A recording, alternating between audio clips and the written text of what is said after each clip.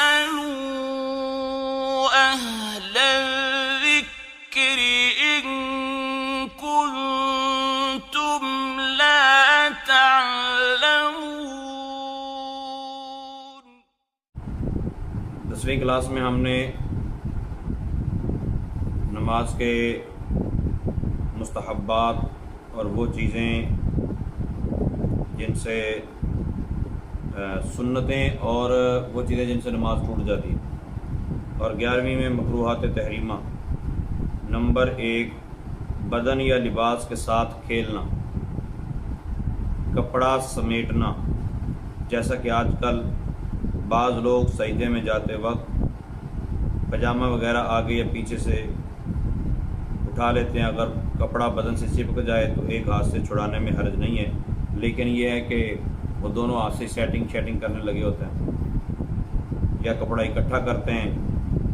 کپڑے بعض اوقات اتنے لمبے ہوتے ہیں کہ ان کو سنبھالنا پڑتا ہے، تو اتنی توجہ اللہ تعالیٰ کی ذات کی طرف نہیں رہتی جتنی کپڑوں کی طرف ہوتی ہے کہ کبھی اس کو سنبھالو کبھی اس کو سنبھالو۔ صدر یعنی کپڑا لٹکانا، مثلا سر یا کندھے پر اس طرح سے چادر یا رومال وغیرہ ڈالنا کہ دونوں کنارے لٹکتے ہوں۔ مثال کے طور پہ رومال ڈالا ہے، ایسے رومال ڈالا ہے، مطلب دونوں کنارے لٹک رہے ہیں۔ اگر ایک کنارہ دوسرے کندھے پر ڈال دیا اور دوسرا لٹک رہا ہے، مثال کے طور پہ یہ بعض اوقات سردیوں میں ہوتا ہے کہ یوں کر کے ڈالتے ہیں، ایسے نہیں لٹکاتے دونوں آگے ہوں، ایسا نہیں ہوتا، یا ایک آگے ایک پیچھے، ایسا نہیں ہوتا، بلکہ ایسے موڑ کے تو دوسرے کندھے میں ڈال لیتے ہیں، گلے کے آس پاس لپیٹ لیتے ہیں، مطلب تو وہ صدل نہیں۔ اگر ایک ہی کندھے پر چادر ڈالی کہ ایک سرا پیٹھ پر لٹک رہا ہے اور دوسرا پیٹ پر، تو یہ بھی مکروہ ہے۔ پیشاب یا پخانہ، ری کی شدت ہونا، پیشاب آیا ہوا ہے اور شدید پیشاب آیا ہوا ہے اور بندہ نماز پڑھ رہا ہے، یا پخانہ آیا ہوا ہے، یا ہوا کی شدت ہے، ہوا ری خارج ہونے کی۔ اب معاملہ یہ ہے کہ اگر نماز کی ابتدا میں ہے تو نماز شروع کرنا ہی منع ہے، اور اگر ایسی صورتحال ہے کہ نماز سے فارغ ہوگا یا وضو کر کے تو سارا کر کے، پھر مثال کے طور پہ وضو ٹوٹ جائے گا نا ان چیزوں سے، تو وضو کر کے نماز پڑھے گی تو ٹائم نہیں رہ جائے گا، تو نماز پڑھ لی جائے۔ اور اگر نماز کے دوران یہ حالت پیدا ہو گئی تو وقت میں اگر گنجائش ہے کہ دوبارہ وضو کر کے نماز پڑھی جا سکتی ہے تو نماز توڑ دینا واجب ہے، اس طرح پڑھ لی تو گناہ گار ہوں گے۔ مطلب اس کی وجہ یہ ہے کہ اللہ تعالیٰ کی طرف اتنی توجہ اور اتنا انہماک نہیں رہتا، جس وجہ سے یہ مکروہ ہے۔ دوران نماز کنکریاں ہٹانا مکروہ تحریمی ہے۔ ہاں اگر سنت کے مطابق سجدہ ادا نہ ہو سکتا ہو تو ایک بار ہٹانے کی اجازت ہے۔ اگر بغیر ہٹائے واجب ادا نہ ہوتا ہو تو ہٹانا واجب ہے، چاہے ایک بار سے زیادہ کی حاجت پڑے۔ یہ ہمارے ہاں بہت کم ہوتا ہے ایسا۔ نماز میں انگلیاں چٹکانا، کڑاکے نکالتے ہیں۔ ابن ماجہ کی روایت میں نبی پاک صلی اللہ تعالیٰ علیہ وآلہ وسلم نے ارشاد فرمایا، نماز میں اپنی انگلیاں نہ چٹکایا کر، بلکہ رسول پاک صلی اللہ تعالی وسلم کا ارشاد گرامی ہے، انتظار نماز کے دوران انگلیاں چٹکانے سے بھی پرہیز کرنا چاہیے، رسول پاک صلی اللہ علیہ وسلم نے منع فرمایا۔ اور ایک اور روایت میں یہ ہے کہ نماز کے لیے جاتے ہوئے بھی انگلیاں چٹکانا منع ہے۔ اور ان احادیث مبارکہ سے 3 چیزیں ثابت ہوئیں۔ نمبر 1، نماز کے دوران مکروہ تحریمی ہے، اور طواب نماز میں مثلا نماز کے لیے جاتے ہوئے، نماز کا انتظار کرتے ہوئے بھی انگلیاں چٹکانا مکروہ ہے۔ خارج نماز میں یعنی طواب نماز میں بھی نہ ہو، بغیر حاجت کے انگلیاں چٹکانا مکروہ تنزیہی ہے۔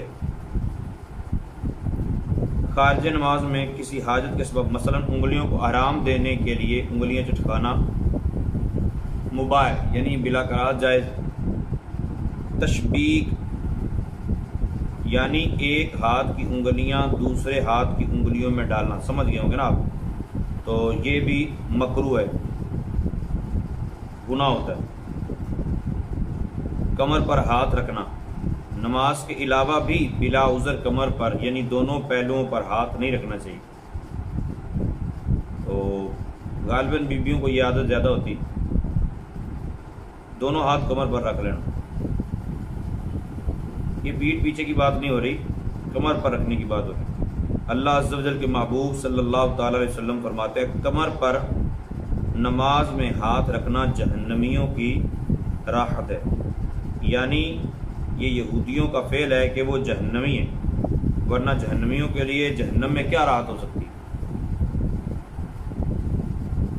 نگاہ آسمان کی طرف اٹھانا یہ بھی مکروہ تحریمی ہے۔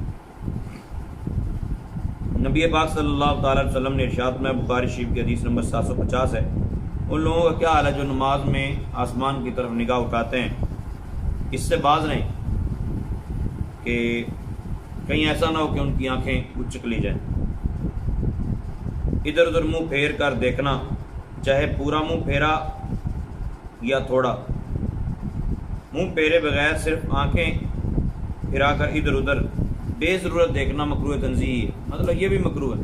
بعض لوگ سٹائل مارتے ہیں نا، مطلب نماز بھی پڑھ رہے ہوتے ہیں اور ادھر ادھر ساتھ میں زیارت بھی کر رہے ہوتے ہیں، کون کیا کر رہا ہے۔ اور کسی غرض صحیح کے تحت ہو خاص وجہ سے تو پھر اجازت بھی ہے۔ نبی پاک صلی اللہ تعالیٰ علیہ وآلہ وسلم نے ارشاد فرمایا جو بندہ نماز میں اللہ عز و جل کی رحمت خاصہ اس کی طرف متوجہ رہتی ہے جب تک ادھر ادھر نہ دیکھے، جب اس نے اپنا منہ پھیرا اس کی رحمت بھی پھر جاتی۔ کسی کے منہ کے سامنے نماز پڑھنا یہ بھی مکروہ تحریمی ہے۔ دوسرے کو بھی نمازی کی طرف منہ کرنا ناجائز و گناہ ہے۔ کوئی پہلے سے چہرہ کیے ہوئے ہو اور اب کوئی اس کے چہرے کی طرف رخ کر کے نماز شروع کرے تو نماز شروع کرنے والا گناہگار ہوا اور اس نمازی پر کراہت آئی، ورنہ چہرہ کرنے والے پر گناہ و کراہت ہے۔ مثال کے طور پہ بندہ نماز پڑھ رہا ہے تو دوسرا اس کے سامنے آ کے منہ اٹھا کے بیٹھ جائے، تو عموماً بچیوں میں یہ شرارت ہوتی ہے، ایک بچی اگر نماز پڑھ رہی دوسری اس کے سامنے آ کے بیٹھ، تو نماز پڑھنے والی کی نماز مکروہ نہیں ہوئی، یہ کراہت اس کے لیے نہیں ہے، گناہ گار وہ نہیں ہوئی، بلکہ جو سامنے آ کے بیٹھی ہے وہ گناہ۔ ہاں اگر کوئی آلریڈی ویسے ہی بیٹھی ہے، پنکھے کے نیچے بیٹھی ہے یا کوئی ایسی جگہ ہے جہاں اس کا بیٹھنا ضروری تھا یا مناسب ہے، پہلے وہی بیٹھی، تو اب اس کے سامنے آ کے نماز پڑھنا شروع کر دینا جبکہ آس پاس جگہ ہے نماز کے لیے، تو اب پڑھنے والی گناہ گار۔ بلا ضرورت کنکار یعنی بلغم وغیرہ نکالنا، جان بوجھ کر جمائی لینا، خود بخود آ جائے تو حرج نہیں ہے، مگر مستحب یہ ہے کہ اس کو روکا جائے۔ نبی پاک صلی اللہ تعالیٰ علیہ وسلم ارشاد فرماتے ہیں جب نماز میں کسی کو جمائی آئے تو جہاں تک ہو سکے روکے کہ شیطان منہ میں داخل ہو جاتا ہے۔ یہ صحیح مسلم کی حدیث نمبر 2995 ہے۔ الٹا قرآن مجید پڑھنا، مثلا پہلی رکعت میں تبت یدا ابی لہب و تب پڑھی اور دوسری میں اذا جاء نصر اللہ والفتح یہ پڑھ، تو مکروہ تحریمی یعنی ترتیب کے ساتھ قرآن پاک پڑھنا یہ واجب ہے، لیکن غلط ترتیب کے الٹ پڑھنا اس سے سجدہ سہو واجب نہیں ہوتا، کیونکہ یہ واجبات نماز میں سے نہیں بلکہ واجبات قرات میں سے ہے۔ ہاں جان بوجھ کر پڑھے گا تو گناہ گار ہو، اور اگر بھولے سے پڑھ بیٹھا تو پھر گناہ گار بھی نہیں۔ کسی واجب کو ترک کرنا، مثلا قومہ جلسہ میں پیٹھ سیدھی ہونے سے پہلے ہی سجدے میں چلے جانا، یہ بھی گناہ ہے، مکروہ تحریمی۔ مکروہ تحریمی گناہ ہوتا ہے، اس گناہ میں مسلمانوں کی اچھی خاصی تعداد ملوث نظر آتی ہے۔ یاد رکھیے جتنی بھی نمازیں اس طرح پڑھی ہوں گی کہ واجبات ترک کیے ہوں گے، سب کا لوٹانا واجب ہے، نماز دوبارہ پڑھنی پڑے۔ قومہ اور جلسہ میں کم از کم ایک بار سبحان اللہ کہنے کی مقدار ٹھہرنا واجب ہے۔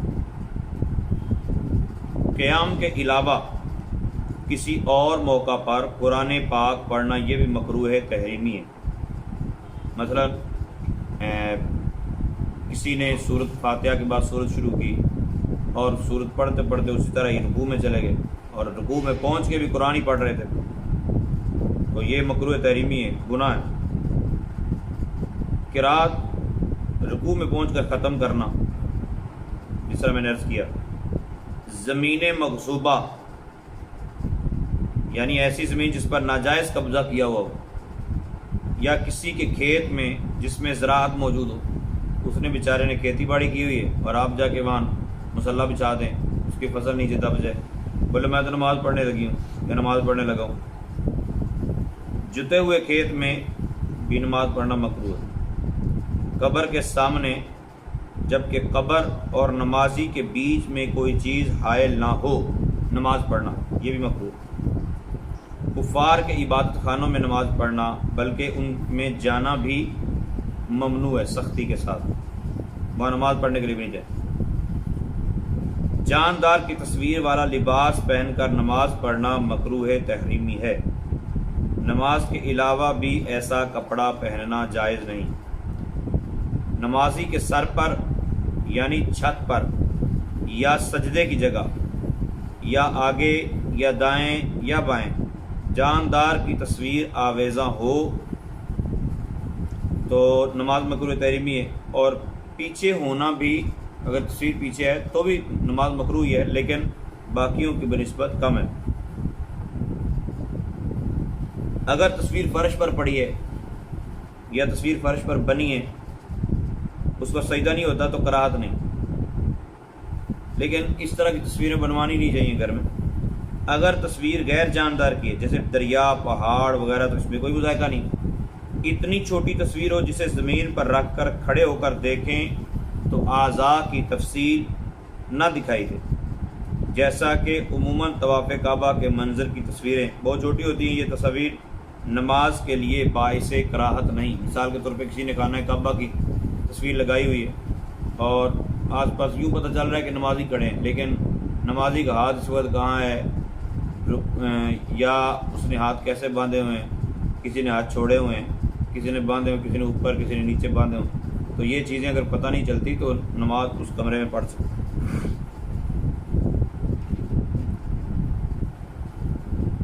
ہاں، طواف کی بھیڑ میں ایک بھی چہرہ واضح ہو گیا تو ممانعت باقی رہے گی۔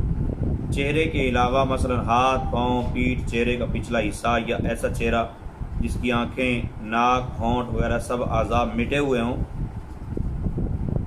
ایسی تصاویر میں کوئی حرج نہیں ہے، اور فی زمانہ ایسی کوئی تصویر ہوتی نہیں ہے۔ تو بہرحال تصویریں روم کے اندر نہ لگائی جائیں، بلکہ سب سے بہترین طریقہ یہ ہے کہ آپ گھر کے اندر، بنگلے کے اندر، کوٹھی کے اندر یا اپنے گھر کے اندر ہی ایک کمرہ ایسا مختص کریں جس کو مسجد بیت کہیں۔ آپ ہم ڈرائنگ روم، بیڈ روم، پتہ نہیں کیا کیا اسٹڈی روم بنا لیتے ہیں، تو ایک پریئر روم نہیں بنا سکتے۔ نماز کے لیے بھی ایک کمرہ مختص ہونا چاہیے اور وہاں ہی جا کے نماز پڑھی جائے اور وہاں تصویر کا کوئی وجود ہی نہ ہو۔ اللہ تعالیٰ محفوظ فرمائے۔ اچھا، بعض اوقات یہاں یہ بھی ہوتا ہے کہ لوگ نماز پڑھ رہے ہوتے ہیں، جائے نماز پیسے غور گور کے دیکھ رہے ہوتے ہیں، دیکھتے دیکھتے کہتے ہیں اس پہ محمد بن گیا جی، اس پہ دیکھیں جی لفظ اللہ بنا ہوا ہے، اس پہ لفظ محمد بنا ہوا ہے، اس پہ دیکھیں جی یہ کچھ لگ رہا ہے جیسے کچھ بنا ہوا ہے، تو لگتا اب چاہے ہے یا نہیں، بعض اوقات ہوتا نہیں، ٹھیک ہے۔ تو ایسے ہی اس ذہنی اذیت میں پڑ جاتے ہیں، بچنا چاہیے ان چیزوں سے۔ ہاں، اگر واقعی صراحتاً کوئی چیز بن رہی ہے تو پھر چیک کروا لی جائے۔ اب یہ جو بیان ہوئے ہیں یہ ہیں مکروہات تحریمہ، یعنی کرنے والا گناہ گار، 26 ہے۔ اب آپ کو 30 مکروہات تنزیہہ سناتے ہیں۔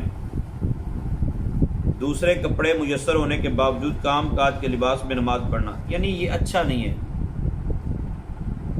منہ میں کوئی چیز لیے ہوئے ہونا، اگر اس کی وجہ سے قرات ہی نہ ہو سکے یا ایسے الفاظ نکلیں جو قرآن پاک کے نہ ہوں تو نماز ہی فاسد ہو جائے گی۔ مطلب کوئی چیز ایسی لیے ہوئے ہیں کہ جو ذائقے والی نہیں ہے یا حلق کے اندر نہیں اترتی تو وہ الگ بات، کھانے پینے والی چیزیں الگ۔ رکوع یا سجدہ میں بلا ضرورت 3 بار سے کم تسبیح پڑھ. اور اگر کوئی ایمرجنسی ہو جیسے قضا نماز ہے یا سفر میں ہے تو پھر میں نے آپ کو عرض کیا تھا کہ یہ چھوڑ سکتے ہیں. نماز میں پیشانی سے خاک یا گھاس چھڑانا، یہ جتنی چیزیں میں عرض کر رہا ہوں اس کے خلاف مستحبات ہیں، اور یہ جو بیان ہو رہے ہیں یہ مکروہات تنزیہ ہیں.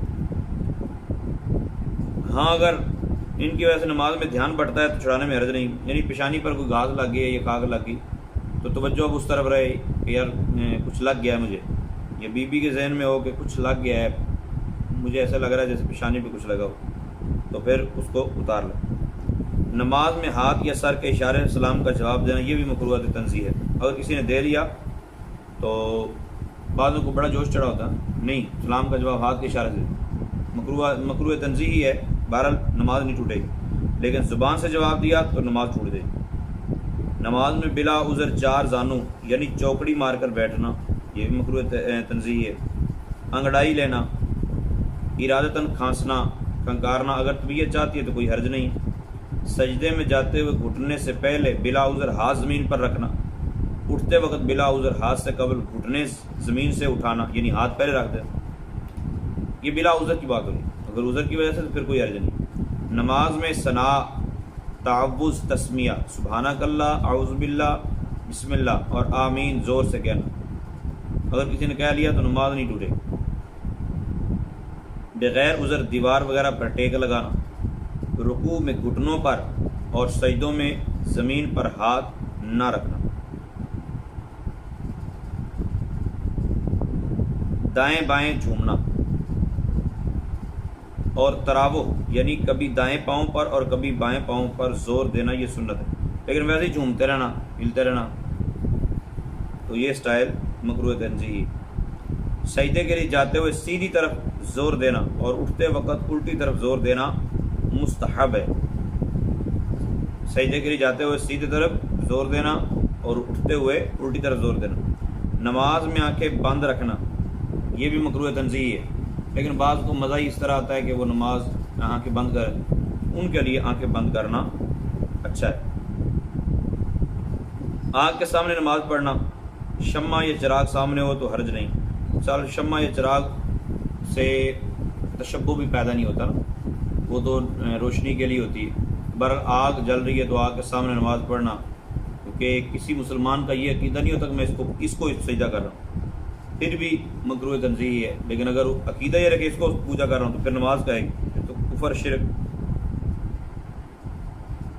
ایسی چیز کے سامنے نماز پڑھنا جس سے دھیان بٹے، مثلا زینت اور لہو و لعب وغیرہ، کھیل کود، ٹھیک ہے، تو اللہ تعالیٰ محفوظ فرمائے. نماز کے لیے دوڑنا، بھاگ کے آنا، عام راستہ، کوڑا ڈالنے کی جگہ، مذبح یعنی جہاں جانور ذبح کیے جاتے ہوں وہاں، گھوڑا باندھنے کی جگہ، غسل خانہ بڑا سارا اگر بنا ہو تو. یہ کچھ چیزیں وہ ہوتی ہیں جو ہمارے ہاں ان میں ممکن بھی نہیں ہوتا نا، ہمارے توجہ بھی نہیں ہوتی اس طرح نماز پڑھنے کی. لیکن بتایا انہوں مویشی خانہ خصوصاً جہاں اونٹ باندھے جاتے ہوں، استنجا خانے کی چھت پر نماز پڑھنا، یعنی وہ صرف استنجا خانے کی چھت ہو. بعض اوقات یہ ہوتا ہے نیچے استنجا خانے بنے ہو تو اوپر باقاعدہ لینٹر ہے اور جائے مصلی بنی ہو تو وہاں پڑھنے میں کوئی حرج نہیں. صحرا میں یعنی میدان میں بلا سترہ جبکہ آگے سے لوگوں کے گزرنے کا امکان ہو تو وہاں نماز پڑھنا یہ بھی مکروہ تنزیہ ہے. اور یہ جو پیچھے جتنی جگہ بیان ہوئی ان جگہوں پر نماز پڑھنا یہ مکروہ تنزیہ ہے. بغیر عذر ہاتھ سے مکھی مچھر اڑانا، الٹا کپڑا پہننا یا اوڑھنا. اچھا جی، الٹا کپڑا پہننا مطلب ایسا کہ جس کو دیکھنے سے کوئی عجیب محسوس نہ ہوتا ہو، ٹھیک ہے نا. دوپٹہ ہے تو وہ سیدھی سائڈ بھی ہو سکتی ہے، الٹی سائڈ بھی ہو سکتی ہے، تو اس کی الٹی سائڈ اوڑھ لینا وہ مراد. بالکل ہی بے ڈھنگا انداز اپنا لینا وہ تو خیر درست نہیں ہے، نماز دوبارہ پڑھنی ہوگی. وہ عمل قلیل جو نمازی کے لیے مفید ہو جائز ہے، اور جو مفید نہ ہو وہ مکروہ تنزیہ ہے. تو یہ وہ چیزیں تھیں جو مکروہ تنزیہی اور پیچھے والی مکروہ تحریمی. اور چند باتیں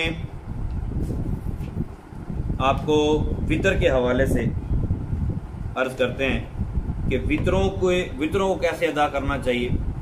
سیدتنا میمونہ رضی اللہ تعالیٰ عنہ، سیدتنا میمونہ کے 12 حروف کی نسبت سے وطر، نماز وطر کے 12 مدنی پھول۔ نماز وطر واجب ہے، اگر یہ چھوٹ جائے تو قضا لازم ہے۔ اگر کسی کی نمازیں رہ گئی ہیں تو یاد رکھیے گا کہ سنتیں اور نفل ان کی قضا نہیں ہوتی، لیکن نماز وطر کی قضا ہوتی۔ وطر کا وقت عشاء کے فرضوں کے بعد سے صبح صادق تک ہے، یعنی جب سحری کا ٹائم ختم ہو تو اس وقت۔ جو سو کر اٹھنے پر قادر ہو اس کے لیے افضل ہے کہ پچھلی رات میں اٹھ کر پہلے تہجد ادا کرے، پھر وطر پڑھے، اور وطر کی 3 رکھتے ہیں۔ اور جس کو اٹھنے پر قدرت نہیں ہے، غالب گمان ہے کہ نہیں اٹھا جائے گا، تو وہ عشاء کے ساتھ پڑھ کے سوئے۔ اس میں قاعدہ اولا واجب ہے، صرف تشہد پڑھ کر کھڑی ہو جائیے۔ وطر کے پہلے قاعدہ میں صرف عبدہ و رسولہ تک پڑھ کر کھڑے ہو جانا چاہیے۔ تیسری رکعت میں قرات کے بعد تکبیر قنوت یعنی اللہ اکبر کہنا واجب ہے۔ ہاتھ اٹھانا واجب نہیں ہے، ہاتھ اٹھانا چاہیے لیکن ہاتھ اٹھانا واجب نہیں۔ جس طرح تکبیر تحریمہ کہتے ہیں، اسی طرح تیسری رکعت میں الحمد شریف اور سورت پڑھنے کے بعد پہلے ہاتھ کندھوں تک اٹھائیے، پھر اللہ اکبر کہیے، پھر ہاتھ باندھ کر دعائے قنوت پڑھیے۔ اب دعائے قنوت اللہم انا نستعینک و نستغفرک و نؤمن بک، یہ پوری دعا آگے لکھی، اور دعائے قنوت کے بعد بہتر ہے درود پاک بھی پڑھ لی۔ تو جس کو دعائے قنوت نہ آتی ہو وہ اللہم ربنا آتنا فی الدنیا حسنۃ وفی الآخرۃ حسنۃ وقنا عذاب النار پڑھ لے، یہ بھی نہ آتی ہو اللہم اغفر لی پڑھ لے۔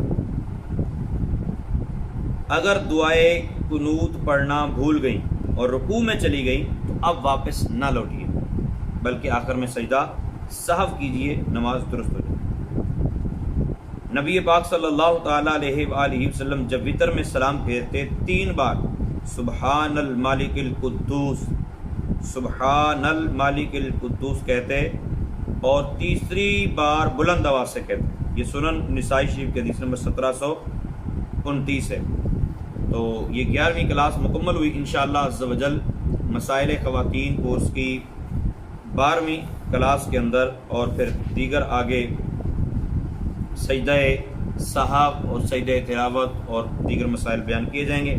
اللہ تعالیٰ عمل کی توفیق عطا فرمائے، آمین بجاہ النبی۔